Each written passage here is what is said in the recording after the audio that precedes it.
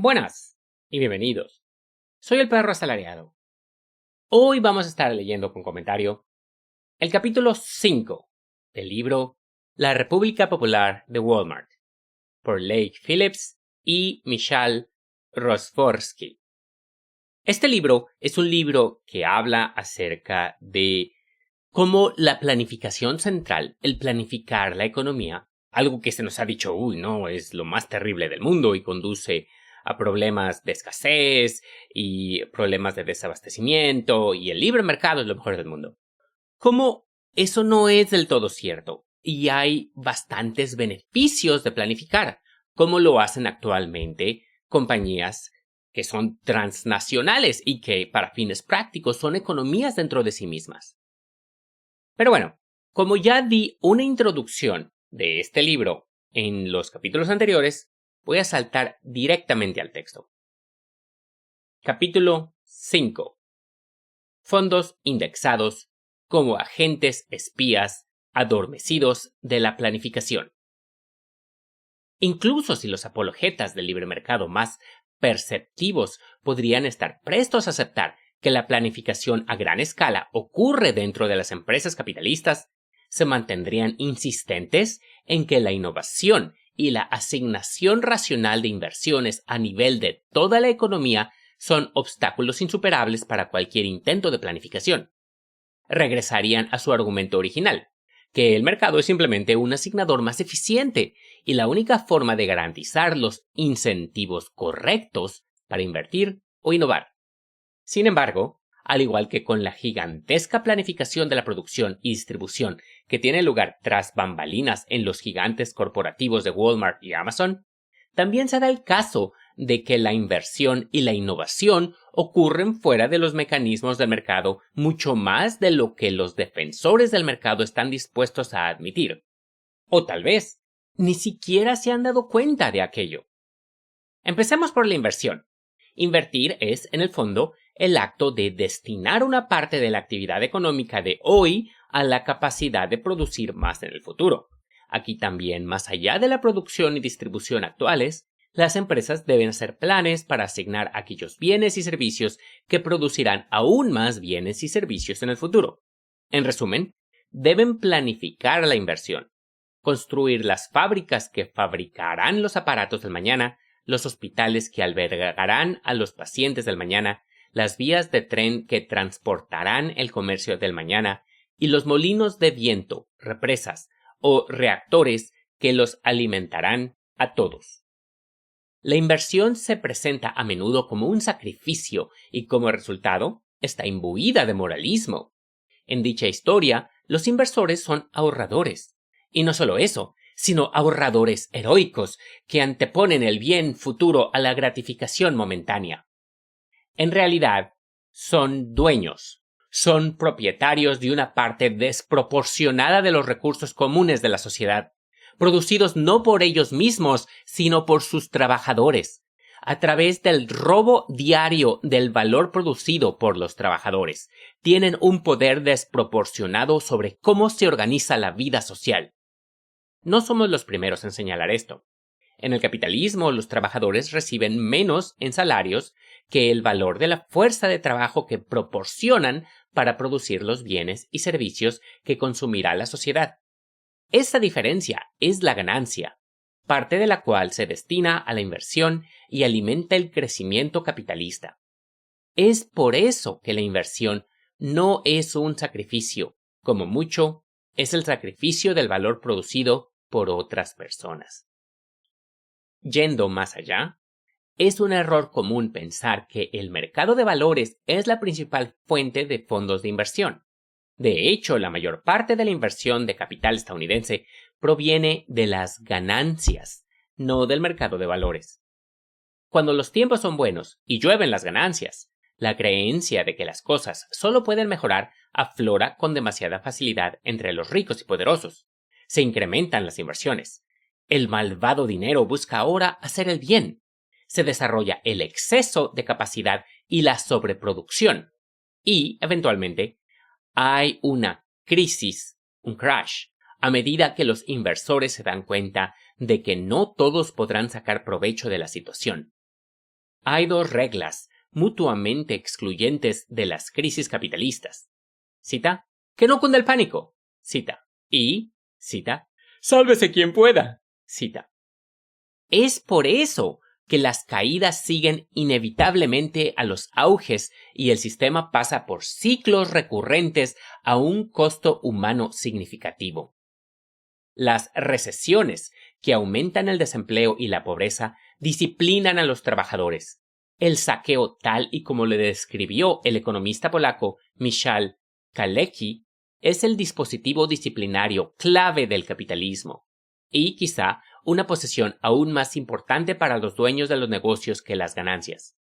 Esto es debido a que el poder de dejar a los trabajadores sin trabajo es lo que le da a un propietario el poder sobre otros seres humanos, no solamente la riqueza y las ganancias. Aquello entrega al jefe, al menos durante las horas de trabajo, nada menos que un látigo parecido al que tenía el esclavista. Le da al jefe la habilidad de utilizar a los seres humanos como herramientas a su voluntad, como una brocha, un martillo o una hoz. Es un recordatorio de cómo funciona el sistema en el nivel más básico. Las recesiones también disciplinan al capital, imponen un cambio de guardia y crean las condiciones para nuevos episodios de acumulación. El sistema en su conjunto se regenera y refina a sí mismo, nuevas formas que esconden las mismas relaciones sociales. Sin embargo, estos ciclos de auge y caída no son pura anarquía. El capitalismo también tiene algo parecido a un planificador central de toda la economía, el sistema financiero, el caballo que tira de la carreta, que regula los ánimos y raciona las inversiones. El economista J. W. Mason, quien desarrolló la idea de corchetes, podemos identificar a, se cierra, las finanzas como planificadoras en una serie de artículos de la revista Jacobin, escribe, cita, el excedente lo asignan los bancos y otras instituciones financieras, cuyas actividades son coordinadas por planificadores, no por los mercados. Los bancos son, en palabras de Schumpeter, los equivalentes privados al Gosplan. Aquí hay un pie de página. El Gosplan fue en su momento el Comité para Planificación Económica de la Unión Soviética. Note del traductor. Continuando. Sus decisiones referentes a los préstamos determinan qué nuevos proyectos obtendrán una parte de los recursos de la sociedad. Se cierra la cita, pie de página. Mason, J. W. 2016. Socialisé, financé. Recuperado de Jacobin Magazine. Hay una liga. Continuando. Los bancos deciden cuándo una empresa obtendrá un préstamo para construir una nueva planta, cuándo una familia obtendrá una hipoteca o cuándo un estudiante obtendrá un crédito para sus gastos de matrícula y manutención, y los términos en los cuales cada préstamo será pagado. Cada crédito es una cosa abstracta que cubre algo bastante concreto. Trabajo para los trabajadores, un techo sobre la cabeza de alguien o la educación de alguien. Al direccionar la inversión, el sistema financiero sirve fundamentalmente para gestionar las expectativas sobre el futuro, conectando el hoy con el mañana. Las tasas de interés, las regulaciones del sector financiero y las decisiones de préstamos son la forma en que el capitalismo elige entre diferentes planes económicos posibles. La inversión de hoy está destinada a generar beneficios mañana. La regulación define los términos mismos de cómo se contabilizan los recursos, qué constituye una ganancia o cómo funciona la cartera de préstamos de un banco. Las mejores conjeturas del sistema financiero sobre la rentabilidad futura, en última instancia, incognoscible, gobiernan cómo se destinan los recursos concretos. Tan sencillo como eso. Sin embargo, incluso aquí, comenzamos a ver cómo la economía capitalista no es tan anárquica como nos quieren hacer creer los defensores del libre mercado. Banqueros centrales, planificadores centrales. En el núcleo de cualquier sistema financiero contemporáneo se encuentra el Banco Central, el banquero de banqueros. Por lo general, los banqueros centrales son más visibles durante las crisis, cuando intervienen para apuntalar el sistema financiero ofreciendo préstamos cuando el pánico se apodera de todos. Sin embargo, incluso en tiempos normales, los bancos centrales, a través de la regulación y la política monetaria, ayudan a establecer el ritmo general de creación de crédito y, en última instancia, de actividad económica en general. A menudo presentados como responsables y neutrales políticos, los bancos centrales son de hecho seres políticos con objetivos políticos estrechamente integrados con el resto del sistema financiero privado. Tomemos por ejemplo a la Reserva Federal de los Estados Unidos. Su liderazgo ha estado muy preocupado por la rapidez con que crecen los salarios, lo que han estado haciendo los sindicatos y cómo está cambiando el equilibrio de poder dentro de los lugares de trabajo, aquello a lo que los socialistas llamarían el estado actual de la lucha de clases. A menudo, en términos muy explícitos, la Reserva Federal se interesa bastante en la relación entre empleados y empleadores, trabajo y capital, tanto como cualquier organizador sindical. Los archivos de actas de reuniones que datan de la década de 1950 revelan que los banqueros centrales hablaban con franqueza y conocimiento de causa sobre qué sindicatos estuvieron negociando en el momento y su fuerza relativa. Se prestó especial atención a los sectores automovilístico y del acero.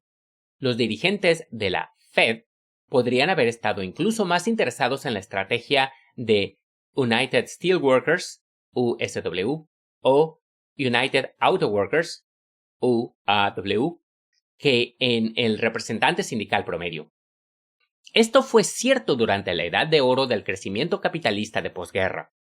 Estas son las opiniones del gobernador C. Canby Balderston, tal como se describen en las actas de la reunión del Comité Federal de Mercado Abierto de la Reserva Federal el 3 de marzo de 1956.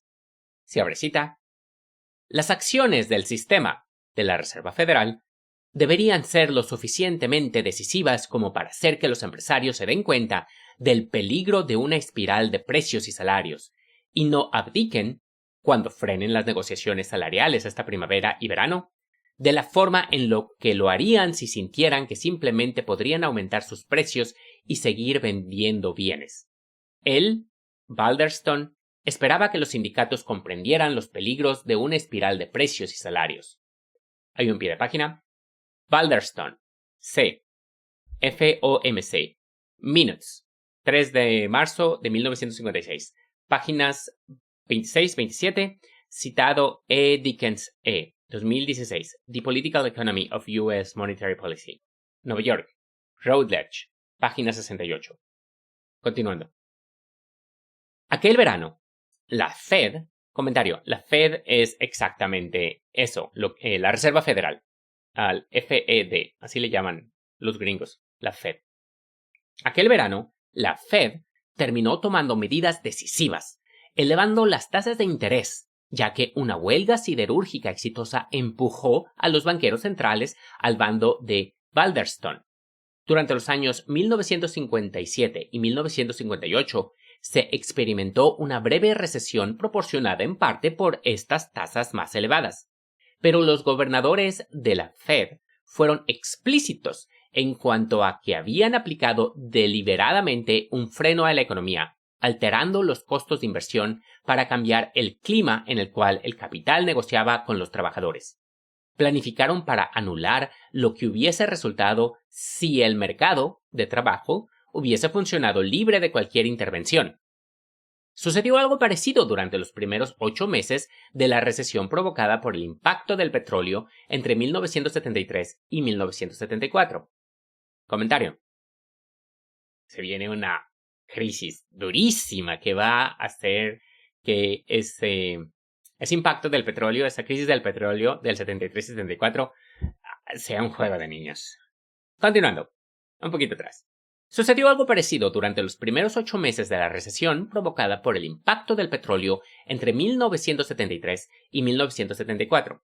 Las tasas de interés continuaron aumentando, coincidiendo muy bien con la negociación de la UAW con los 3 fabricantes de automóviles más grandes.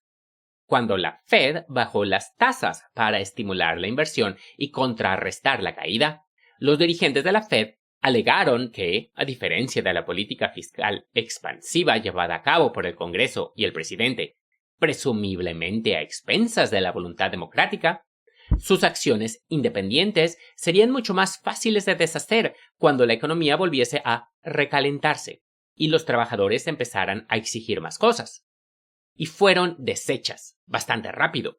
Como se sabe, en 1980, bajo el liderazgo de Paul Volcker en la Reserva Federal de la Administración Carter, el organismo utilizó tasas de interés altísimas para lanzar un asalto no solo, o principalmente no solo, a la inflación, sino sobre todo al poder restante de los trabajadores organizados. Y la década que siguió a la crisis financiera del 2008, la política monetaria liderada por la Fed jugó un papel sobredimensionado. De hecho, la desconfianza por el gasto estatal se ha consolidado como un sentido común desde el advenimiento del llamado neoliberalismo en la década de 1970.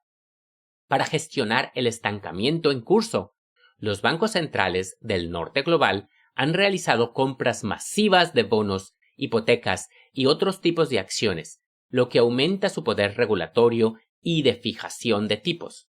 La ironía aquí es que aquel departamento irresponsable y antidemocrático dentro del Estado, los bancos centrales, ha intervenido en la economía a pesar del consenso de la élite en contra de la intervención estatal en la economía.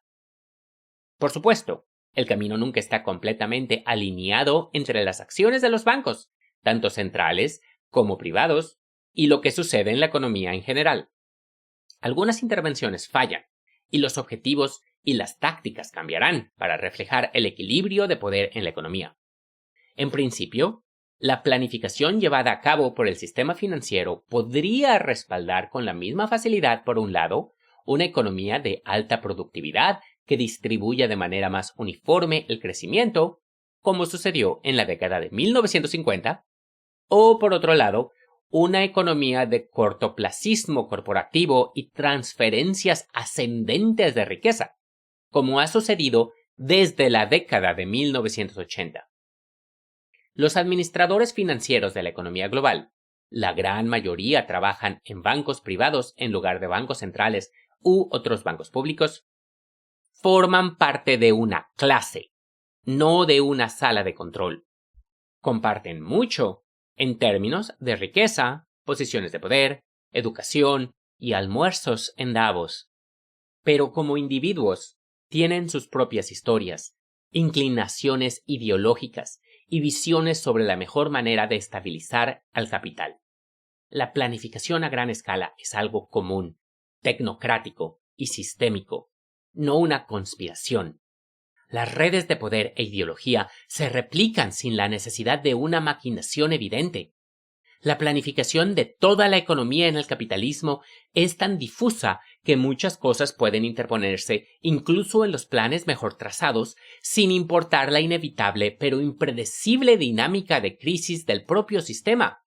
Y así, a medida que el capitalismo avanza entre auges y caídas, sus administradores cambian de planes de prosperidad a planes de supervivencia frente a la crisis, todos ellos elaborados e implementados de forma imperfecta. Comunismo por fondo indexado. El capitalismo contemporáneo está cada vez más integrado a través del sistema financiero. ¿Qué entendemos por integración? Bueno, por ejemplo, la probabilidad de que dos empresas del inmenso índice S&P 1500 del mercado de valores de Estados Unidos tengan un propietario común que posea al menos 5% de las acciones de ambas es hoy en día un sorprendente 90%. Hace apenas 20 años, la posibilidad de encontrar este tipo de propiedad común era de alrededor del 20%, y los fondos indexados, que invierten dinero de forma pasiva, los fondos de pensiones, los fondos soberanos y otros fondos gigantescos de capital que unen a los actores económicos aún más estrechamente entre sí a través de sus enormes fondos monetarios. La gestión pasiva de dichos fondos es una estrategia de inversión relativamente novedosa, que implica la retención de una amplia franja de activos que replica un índice existente que, a su vez, apunta a replicar un mercado completo. En este modelo, limitar la compra y la venta todavía ofrece una diversificación robusta, pero con costos de transacción limitados y tarifas de administración bajas. La gestión pasiva es cada vez más común no solo dentro de los mercados de valores, sino entre otros tipos de inversión, y está desplazando a la norma histórica, pero costosa, de las estrategias de gestión activa, que utilizan administradores de fondos y corredores para comprar y vender acciones y otros vehículos de inversión, desplegando su investigación y conocimiento para intentar superar al mercado. Este cambio de la inversión activa a la pasiva en los últimos años no es novedad, pero sus implicaciones son sistémicas y profundas para la noción misma de un mercado competitivo. Un inversionista que tiene participaciones en una aerolínea o empresa de telecomunicaciones desea que éstas superen a las demás para incrementar sus utilidades a expensas de otros, así sea de forma temporal.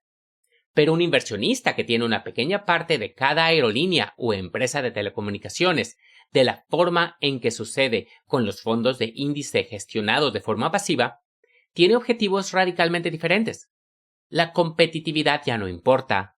El objetivo primordial ahora es exprimir lo más que se pueda a los clientes y trabajadores de toda una industria. No importa qué empresa lo haga. En principio, la competencia capitalista debería tender a reducir las ganancias totales en un sector, en última instancia, a cero. Esto se debe a que, aunque cada empresa aspira individualmente a obtener el mayor beneficio posible, hacerlo significa encontrar formas de socavar a los competidores y, en consecuencia, reducir las oportunidades de beneficios en todo el sector. Los grandes inversores institucionales y fondos de inversión pasiva, por otro lado, movilizan a sectores enteros hacia un tipo de concentración que se parece más a un monopolio, con jugosas utilidades, debido a que las empresas tienen menos motivos para socavarse unas a otras. El resultado es un tipo de planificación bastante capitalista. Esta curiosa situación llevó al columnista de negocios de la revista Bloomberg, Matt Levine, a preguntarse en el título de un importante artículo del 2016, cita, ¿son los fondos de índice comunistas? Se cierra. Levine se imagina una transición lenta desde los fondos índice actuales, que utilizan estrategias de inversión simples, hacia un futuro donde los algoritmos de inversión mejoren cada vez más y más hasta que, cita, en el largo plazo, los mercados financieros tenderán hacia el conocimiento perfecto, una especie de planificación central, realizada por el mejor robot asignador de capitales. Se cierra la cita, un pie de página. Levine, M. 2016. Are Index Funds Communist? Sacado de Bloomberg. Y aquí un comentario. Esto me recuerda mucho a lo que escribió Bernstein, el hecho de que no, sí, o sea, es una plan, va a ser... Obviamente yo asumo que este tipo Levine no lo dice en serio, de que son comunistas, no sé qué piense, o sea, pero Bernstein fue un alemán, no lo quiero llamar, que creía, tenía unas ideas bastante revisionistas del socialismo, y el libro, el folleto, el texto de Reforma y Revolución por Rosa Luxemburgo fue escrito en respuesta a un libro folleto de Bernstein. Que por cierto, Reforma y Revolución, indispensable. Ese libro es pura belleza. Lo recomiendo ampliamente.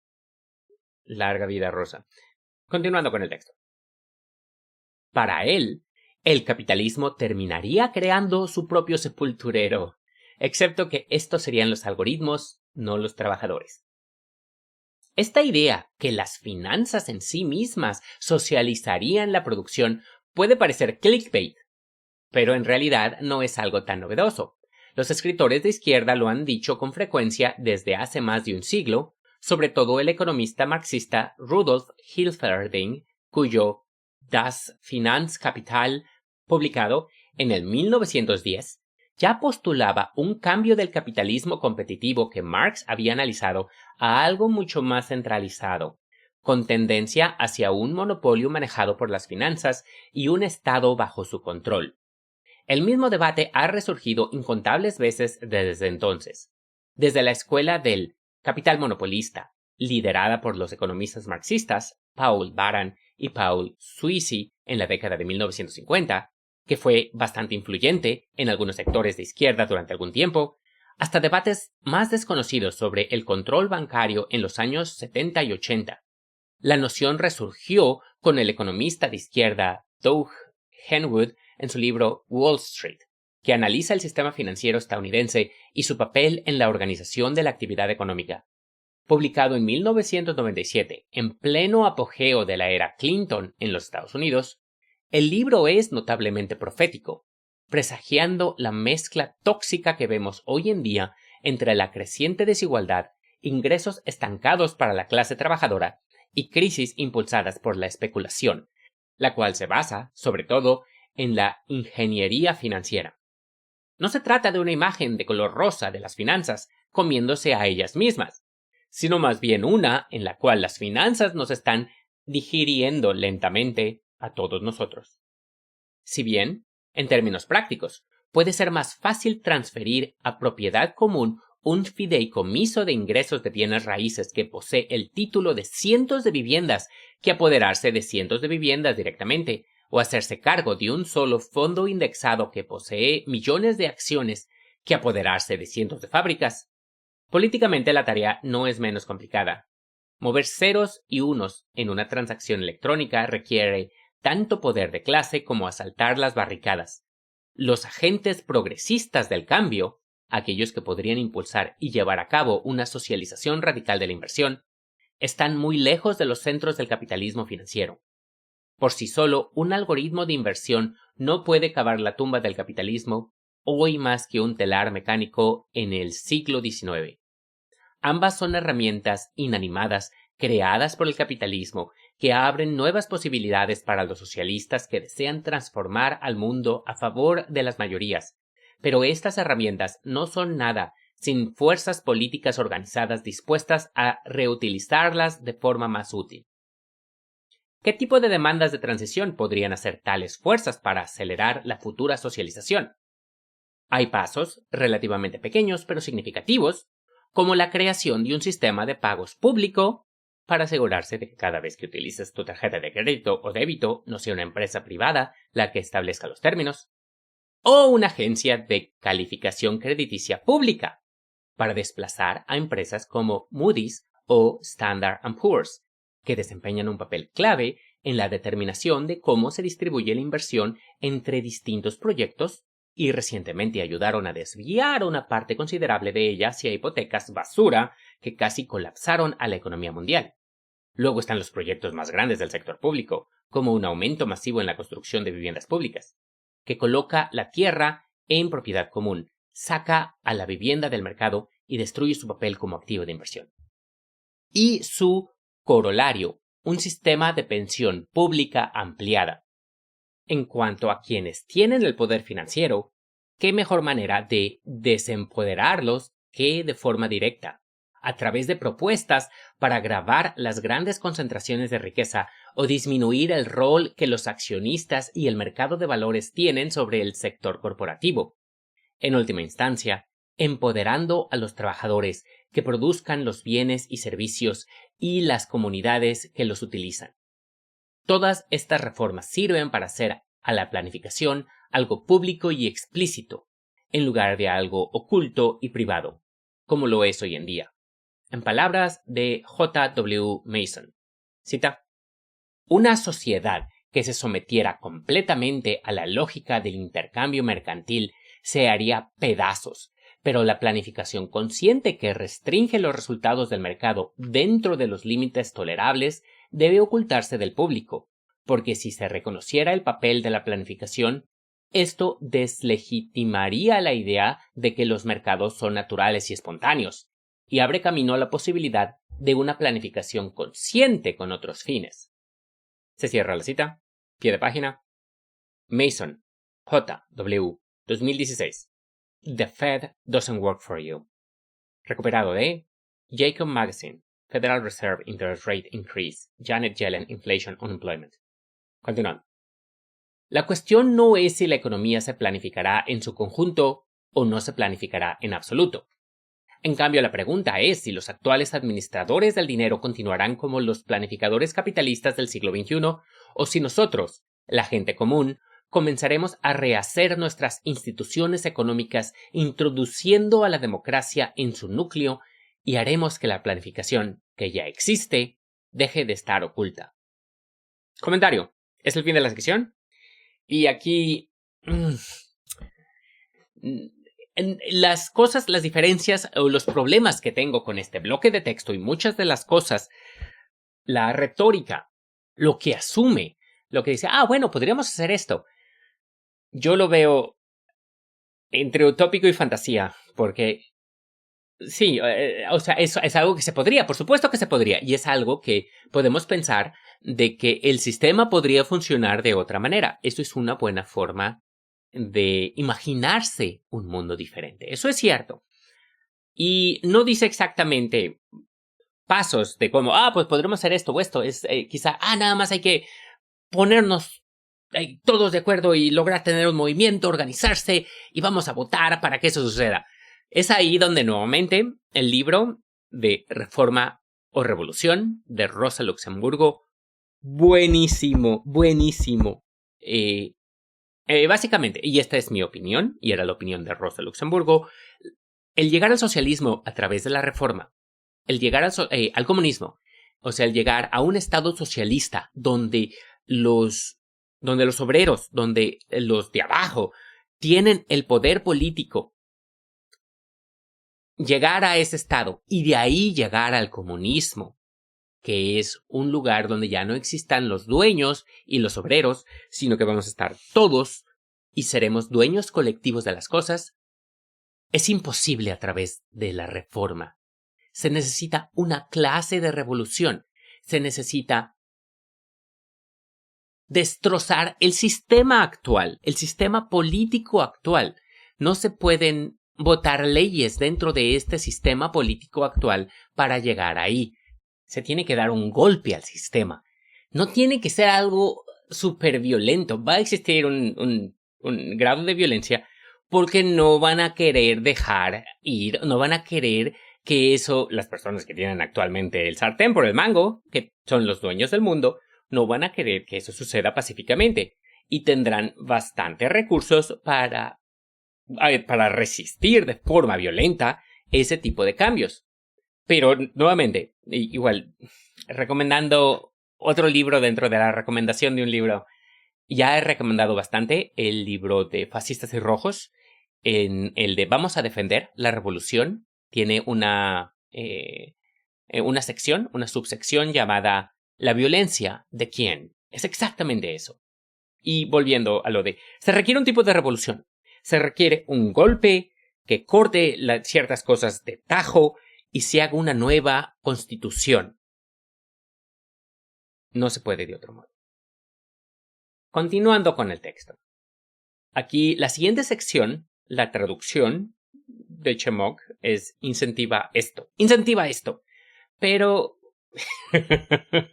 yo diría que una traducción más adecuada a lo que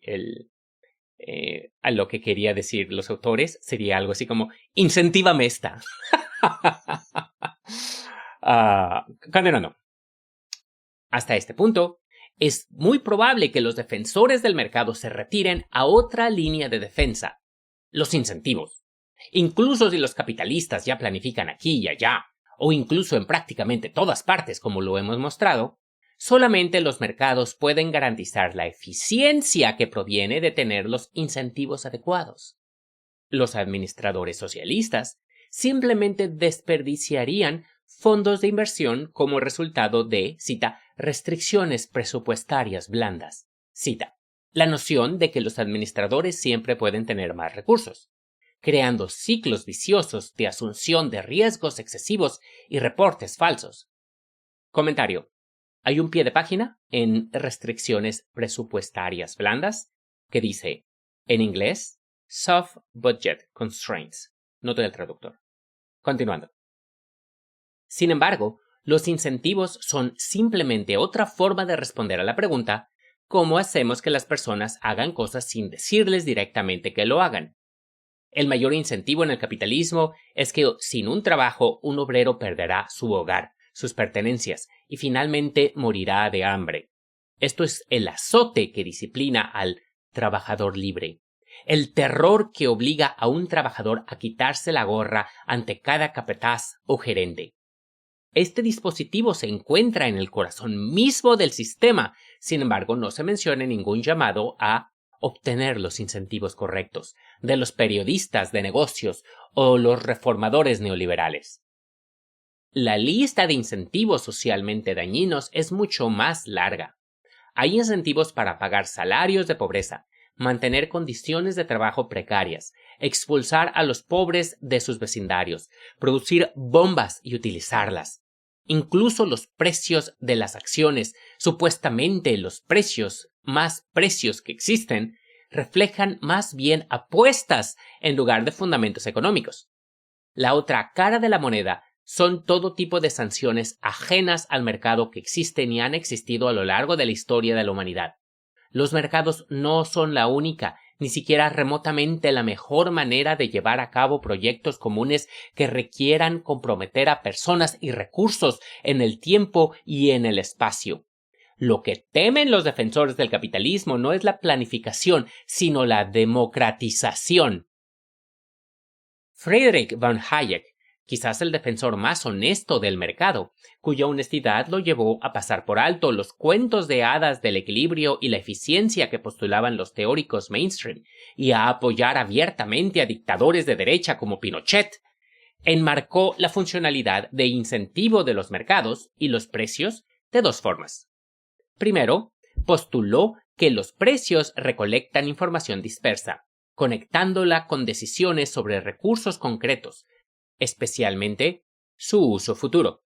Incluso ignorando que el sistema de precios está inevitablemente ligado a la producción de desigualdades y explotación, la tesis de Hayek de que solo los precios pueden facilitar la acción social a distancia es cada vez menos plausible en la actualidad. Redes de cables, torres y ondas de radio atraviesan la Tierra con el único propósito de entregar flujos de información cada vez más abundantes. Hay cientos de miles de millones de datos. De todo, desde cómo utilizamos las cosas, qué pensamos de ellas, hasta qué recursos fueron necesarios para su fabricación. Todo esto podría formar la información base de la toma de decisiones ajenas al mercado acerca del uso a futuro de los recursos. El segundo argumento de Hayek, que los precios también son indispensables para el descubrimiento de nueva información, ha sido analizado recientemente por los economistas socialistas griegos John Milios, Dimitris Sotiropoulos y Spiros Lapatsioras. El trío escribe, cita, con el establecimiento de planificación central, no habrá un proceso de descubrimiento por parte de los administradores. Por lo tanto, no habrá un comportamiento capitalista adecuado y, por lo tanto, no habrá eficiencia en términos capitalistas. Al final, toda restricción seria de los mercados de capitales amenaza la reproducción del espíritu capitalista. El desencadenamiento de las finanzas no solo canaliza el ahorro hacia la inversión de una manera particular, sino que también establece una forma particular de organización de la sociedad capitalista. Se cierra la cita, pie de página. Sotiropoulos D. Milos J. Lapatsioras S. 2013. A Political Economy of Contemporary Capitalism and Its Crisis. Página 102. Nueva York. Routledge. Continuando. En resumen, Hayek podría tener razón en que los precios ayudan al descubrimiento bajo el capitalismo. Sin embargo, esa idea no se puede generalizar a todos los sistemas socioeconómicos, incluso al que podría reemplazar al capitalismo. Las instituciones capitalistas afectan nuestro comportamiento de múltiples maneras, desde lo que hacemos hasta lo que queremos o tenemos que hacer mañana. El capitalismo no es solo un medio para distribuir bienes y servicios, aunque también lo es. Es una forma de estructurar la sociedad. Comentario. Eso es para mí súper básico, pero lo voy a leer de nuevo porque es 101 lo que dicen los marxistas. El capitalismo no es solo un medio para distribuir bienes y servicios, es una forma de estructurar la sociedad. La planificación que ocurre todavía está incrustada y oculta bajo la fachada de los mercados. Entonces, en cierto modo, es de vital importancia conseguir los incentivos adecuados para mantener estas instituciones sociales y económicas. La amenaza de desinversión es una fuerza disciplinaria para el capital y sus administradores, tanto como el desempleo es una fuerza disciplinaria para los trabajadores. Los proyectos se aceptarán si y solo si se piensa que son rentables. Un criterio que ha producido una letanía de maravillas tecnológicas junto a una letanía igualmente grande de miseria humana. Si la planificación democrática tiene la capacidad de transformar la economía, es probable que también nos transforme a nosotros. Somos criaturas muy maleables, sistemas biológicos restringidos y moldeados por nuestro entorno y entre nosotros. Creamos sociedad, pero la sociedad también nos crea a nosotros. Uno de los éxitos del capitalismo, y especialmente su variable neoliberal más reciente, ha sido inculcar la competencia en cada vez más aspectos de la vida. Lo contrario también ha sucedido aquí y allá. Por ejemplo, unas pocas décadas de socialdemocracia nórdica lograron producir ciudadanos más dispuestos a cooperar. Los científicos sociales han entendido desde hace mucho tiempo que la construcción de instituciones diferentes también nos convertiría en personas diferentes. ¿Seguiremos necesitando incentivos? En el sentido más amplio de estar motivados para hacer las cosas, por supuesto que lo haremos. Pero es una teoría pobre de la vida social la que dice que la creación o la innovación solo pueden tener lugar con la perspectiva de una ganancia monetaria personal.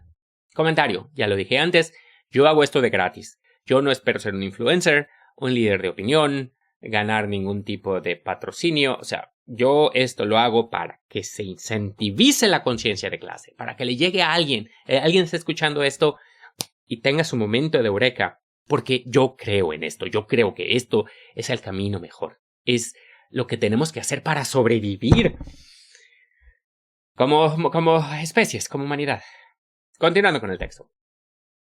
Como desarrollamos anteriormente, el conjunto de todos los bienes y servicios que son rentables puede suponerse con el conjunto de bienes y servicios que son útiles para la sociedad, pero no coinciden perfectamente.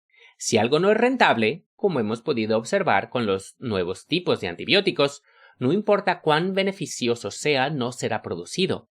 Mientras tanto, si algo es rentable, no importa cuán dañino sea, seguirá produciéndose, tal como sucede con los combustibles fósiles. El problema es generalizar el comportamiento en el capitalismo como la totalidad del comportamiento humano. Las inversiones, es decir, la toma de decisiones acerca de cómo dividimos nuestros recursos en nuestras necesidades presentes y futuras, podrían planificarse de manera que respondan a las necesidades humanas en lugar de las necesidades de ganancia de los inversores.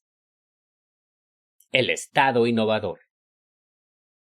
Pero incluso si la inversión, destinar recursos para su uso futuro, puede ser planificada, ¿qué hay de la innovación? El descubrimiento de esos nuevos usos. A primera vista, la innovación no parece algo que seamos capaces de planificar, pero tal y como la inversión, que ya está sujeta a una conspicua y copiosa planificación, gran parte, si no toda la innovación hoy en día sucede por fuera del mercado. La historia que se cuenta regularmente da demasiado crédito a los individuos, al destello de genialidad del inventor.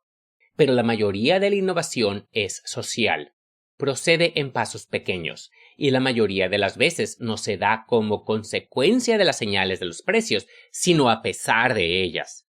Innumerables descubrimientos que se hacen cada día por trabajadores en líneas de ensamblaje o computadoras de escritorio que no reciben reconocimiento al igual que sucedió con los grandes descubrimientos que fueron producidos en laboratorios de investigación, que no solamente estuvieron financiados, sino dirigidos por el Estado. Steve Jobs no inventó el iPhone, tal y como señala de forma brillante la economista italo-estadounidense Mariana Mazzucato. Casi la mayor parte de sus componentes son producto de la innovación estatal. En su libro The Entrepreneurial State, Mazzucato resalta que si bien la miriada de ejemplos de actividad emprendedora del sector privado no se puede negar, no se trata de la única historia de innovación y dinamismo. Ella se pregunta, cita, ¿cuánta gente sabe que el algoritmo que hizo a Google tan exitoso fue financiado por un ente del sector público, la National Science Foundation?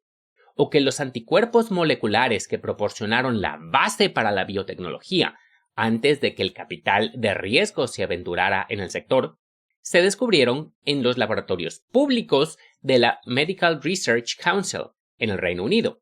Se cierra la cita, pie de página. Mazzucato, M. The Entrepreneurial State. Debunking Public versus Private Sector Myths. Página 27. Nueva York. Public Affairs. Continuando.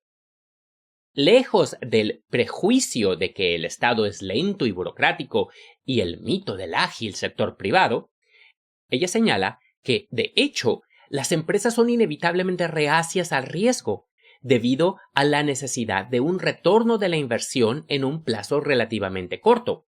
En cambio, la realidad es que el Estado, desde el Internet y computadores personales, hasta teléfonos móviles y nanotecnología, ha guiado proactivamente a nuevos sectores fuera de sus periodos más inciertos e imprevisibles, y en muchos casos incluso hasta la comercialización. Y este no es un caso en el que el Estado llene los vacíos del sector privado, corrigiendo las fallas del mercado. El Estado era fundamental. Cita: ninguna de estas revoluciones tecnológicas se habría producido sin el papel protagónico del Estado. Se trata de admitir que, en muchos casos, ha sido el Estado, no el sector privado, quien ha tenido la visión de un cambio estratégico, atreviéndose a pensar, contra viento y marea, en lo imposible. Aquí hay un pie de página, es la bibliografía, la misma que la anterior. Continuando. En los Estados Unidos, aparentemente, el país más capitalista de todos, este proceso se ha ocultado tanto debido a que en gran parte de él ha ocurrido bajo la dirección del Pentágono, esa parte del gobierno donde incluso el más ferviente republicano defensor del libre mercado se permite a sí mismo disfrutar los placeres de la planificación central. De hecho, la guerra y la planificación económica tienen una larga historia juntas, y el siglo XX, lleno de conflictos, requirió el impulso público a gran escala de la planificación y la innovación. La Segunda Guerra Mundial, una forma nueva y más terrible de la guerra total, dio lugar a un régimen de planificación integral en tiempos de guerra, incluso en el corazón capitalista. En 1942, en los Estados Unidos, se crea la Junta de Producción de Guerra, War Production Board, WPB en inglés. Su accionar fue muy amplio, abarcando todo, desde la fijación de cuotas de producción hasta la distribución de recursos y la fijación de precios. El WPB, el gran experimento nacional de Estados Unidos en la planificación económica, fue responsable de convertir las industrias, corchetes, que funcionaron, se cierra, en tiempos de paz, a la producción de guerra, asignando y priorizando la distribución de materiales, racionando artículos esenciales como gasolina, caucho y papel, y suprimiendo la producción no esencial. Comentario, aquí quiero decir algo, por eso tuve una pausa, que fue muy honesta de mi parte, fue auténtica.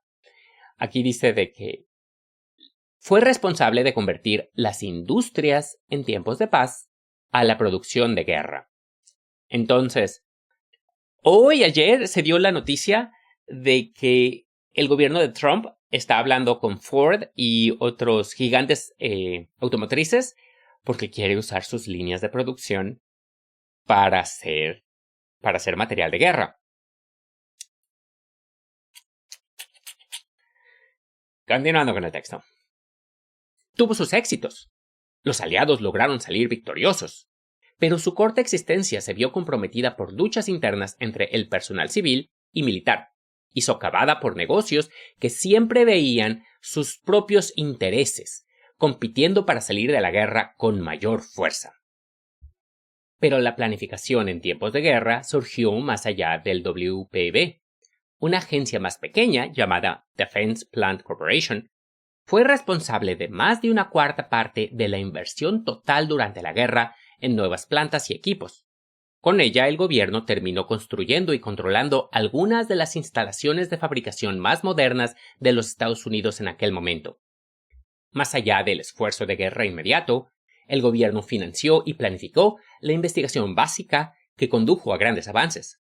El proyecto Manhattan, que finalmente desarrolló la bomba atómica, es bastante conocido, pero hubo otros avances, resultado de tales esfuerzos, que fueron indiscutiblemente buenos desde el punto de vista social, entre los que se encuentra la producción en masa del primer antibiótico, la penicilina.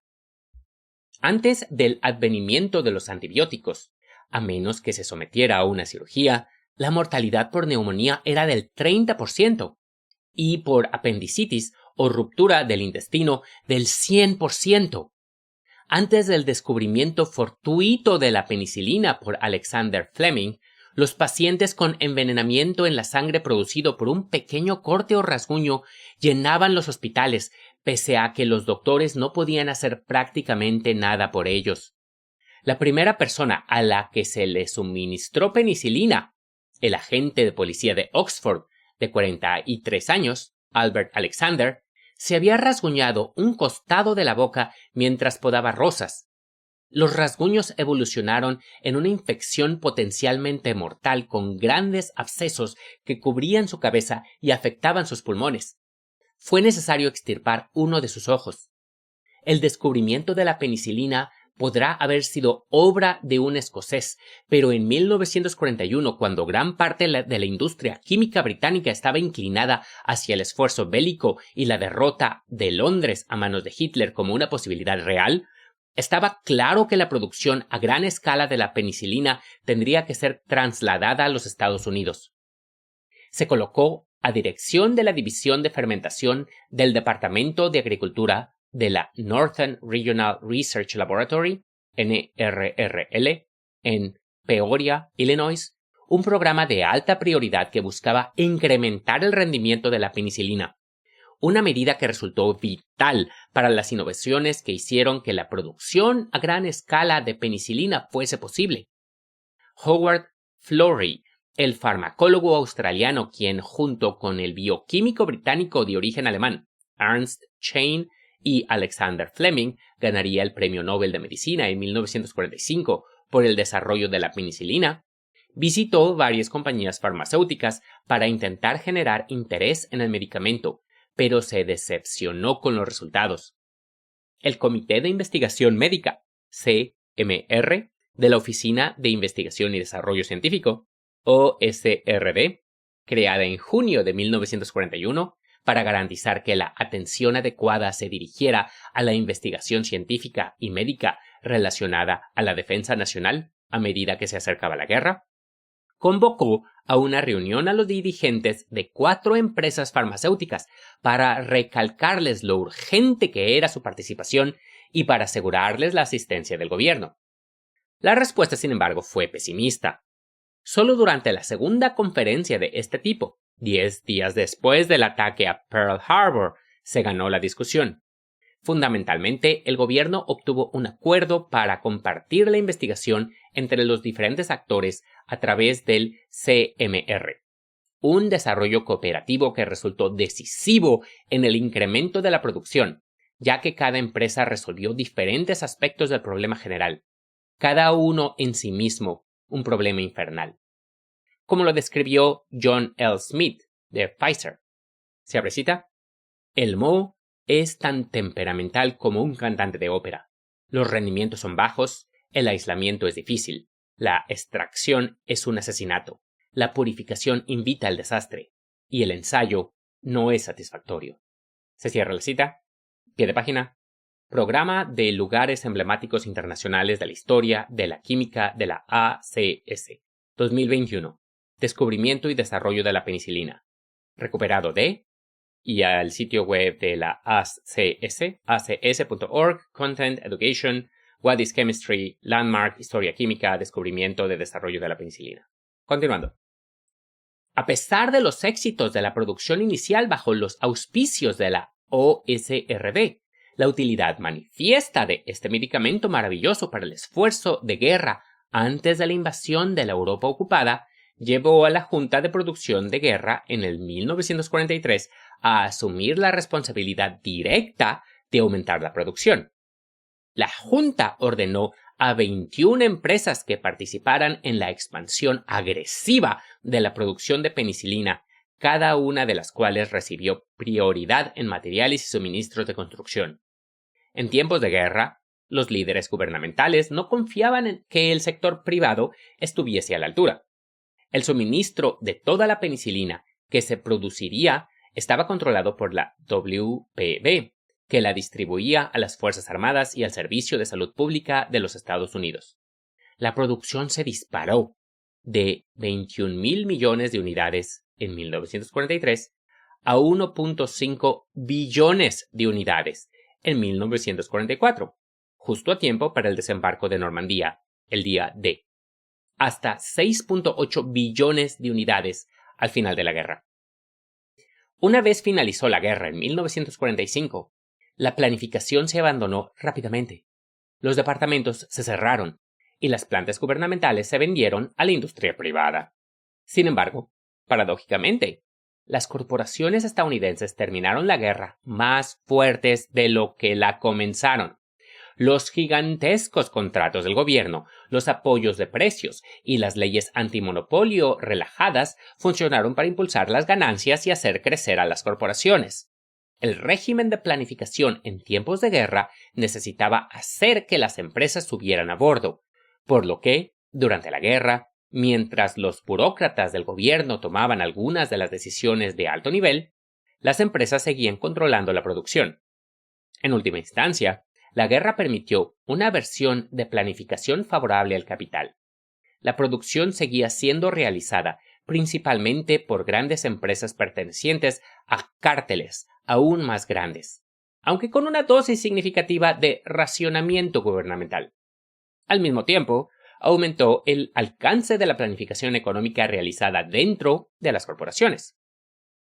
La combinación de un gobierno más grande y corporaciones más grandes que surgieron de la Segunda Guerra Mundial llevó incluso a la derecha a cuestionar si el capitalismo daría paso a alguna forma de planificación económica. Joseph Schumpeter, compañero de viaje de Hayek, pensó que la sustitución del capitalismo por alguna forma de planificación colectivista era inevitable. Ferviente antisocialista, Schumpeter, sin embargo, vio cómo el capitalismo de su época estaba coordinando la producción y creando instituciones cada vez más grandes, no solo empresas, sino agencias gubernamentales, que planificaban internamente a escalas mayores.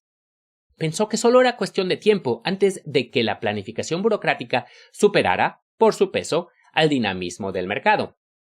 El surgimiento de la gestión económica keynesiana y la experiencia de la planificación en tiempos de guerra convencieron a Schumpeter de que la transición al socialismo que tanto despreciaba no solo era inevitable, sino inminente.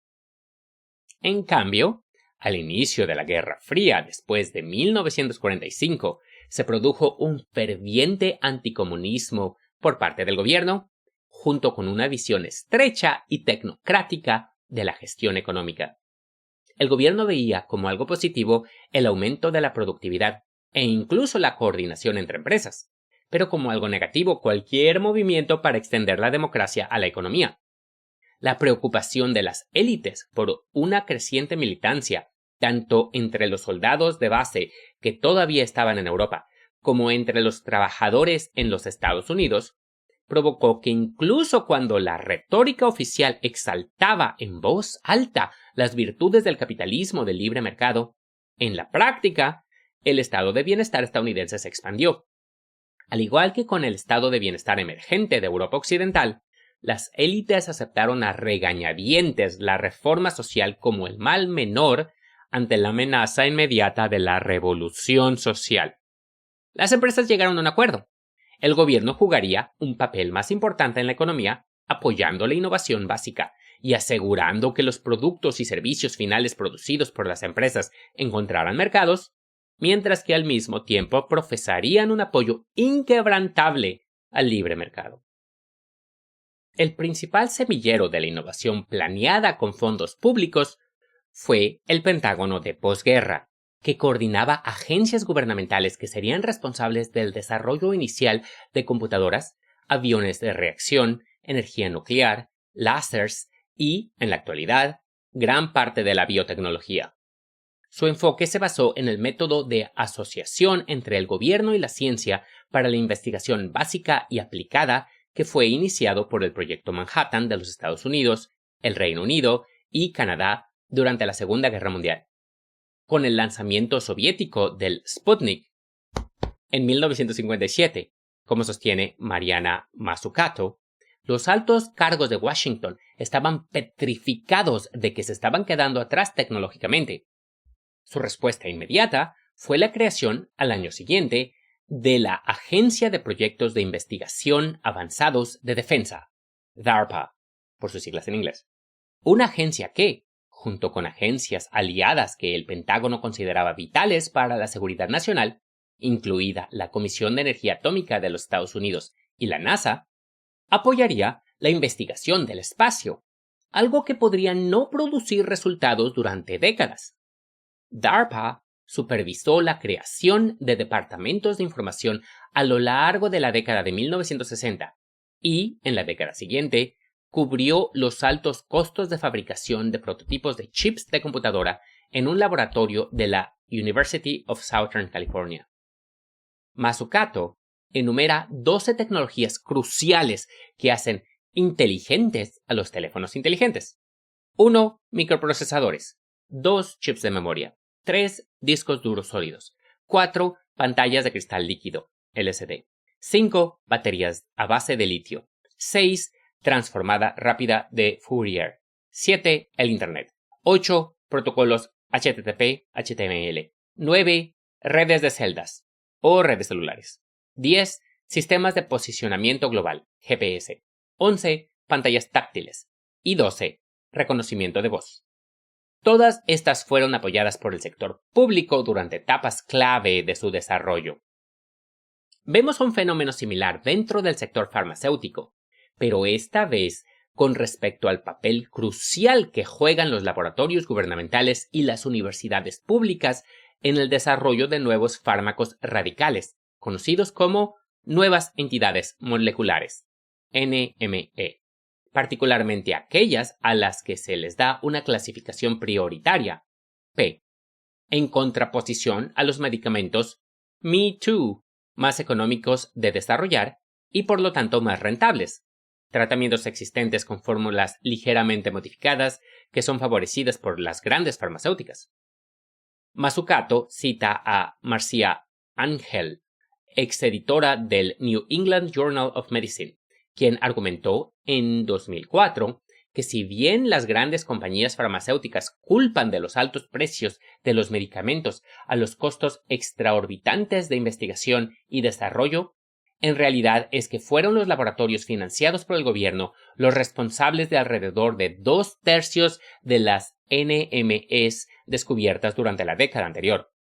Hay que ir más allá de la concesión de que las empresas farmacéuticas privadas han sido improductivas y declarar que en la guerra contra las enfermedades han estado ausentes sin permiso durante décadas. Todo esto nos recuerda la admiración y condena simultánea que tenía Karl Marx para con el capitalismo del siglo XIX. Le ponía furioso que un sistema tan increíble, más productivo que el feudalismo o la esclavitud o cualquier otra estructura económica anterior, también pudiera ser tan inexorablemente restringido, tan acotado, tan perezoso con respecto a lo que podría producir.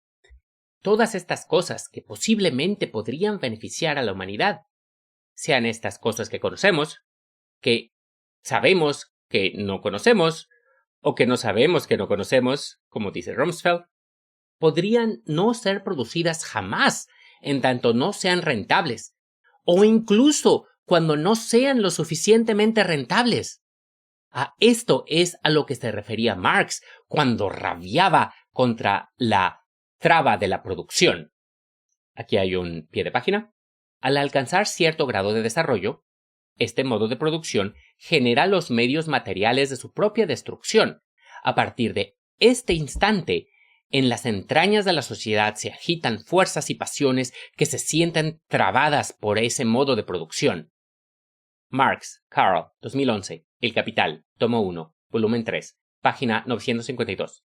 México DF, siglo XXI, editores. Continuando. El progreso humano, la expansión de nuestra libertad, se ha visto frenado hasta ahora por este sistema irracional.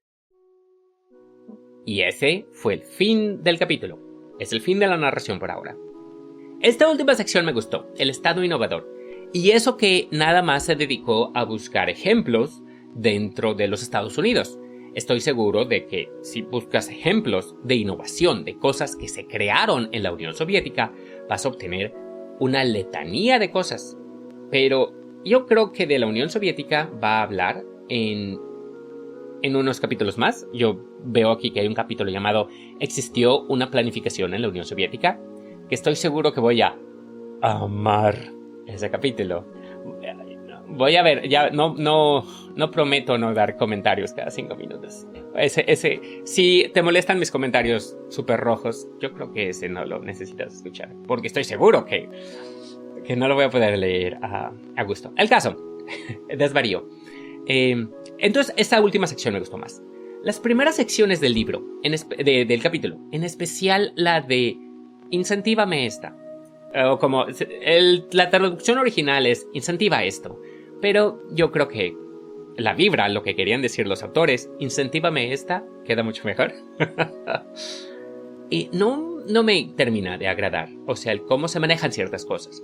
Sin duda, fue una buena sección. Todo el libro es una buena sección para tener en cuenta cómo ciertas cosas que la gente dice, no, es que no se puede planear por esto. Y eso no es cierto. En un mundo ideal, utópico, este tipo de estructuras se podrían manejar sin problemas de forma democrática. Aquí donde hay una desconexión, al menos en el de incentívame esta, ese tipo, para llegar ahí y tener un control democrático como se tiene ahora, es imposible. No, es utópico. Eso es lo que se le llama a este tipo de cosas. Es utópico. Es lo que hay un libro que ya narré, está en el catálogo de Engels, Socialismo utópico, socialismo científico. Es lo que se le llamaría un socialismo utópico. No hay forma de llegar ahí. Podremos hablar de, pues sí, no, pues estaría bueno también que las personas todas fueran buenas y nos pusiéramos de acuerdo y todo y bla, bla. Pero ¿cómo llegamos ahí? No se puede llegar ahí sin lo que es este golpe que sería la revolución.